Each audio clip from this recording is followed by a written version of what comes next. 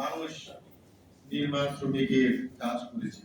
কারণ এই পৃথিবীতে মানুষের জন্য যে মৌলিক উপাদান শিক্ষা, চিকিৎসা, বাসস্থান, অন্ন, বস্ত্র, বাসস্থান তৈরি করতে গেলে যেখানে আমাদের নির্মাণের প্রয়োজন, সেই নির্মাণ নিয়ে আমাদের নির্মাণ শ্রমিক।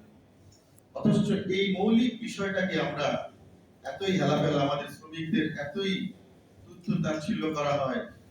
সমাজের সবচেয়ে নিম্ন অবস্থায় তারা বসবাস করছে, তাদের অধিকার নাই, তাদের শিক্ষা চিকিৎসার চরমভাবে তারা অবহেলিত।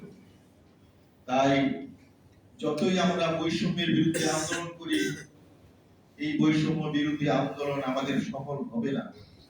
শুধুমাত্র ইসলামী শ্রমনীতি বাস্তবায়নের মাধ্যমে আমাদের নবীজি 1450 বছর আগে যেটা দেখিয়ে গেছে, তোমরা শ্রমিকদের ঘাম শুকাবার আগেই তার মজুরি দিয়ে দাও এবং তোমরা যা খাও যা পড়ো শ্রমিকদের তাই দাও। এভাবে উনি প্রতিটি বিষয়ে আমাদেরকে শিক্ষা দিয়ে গেছেন।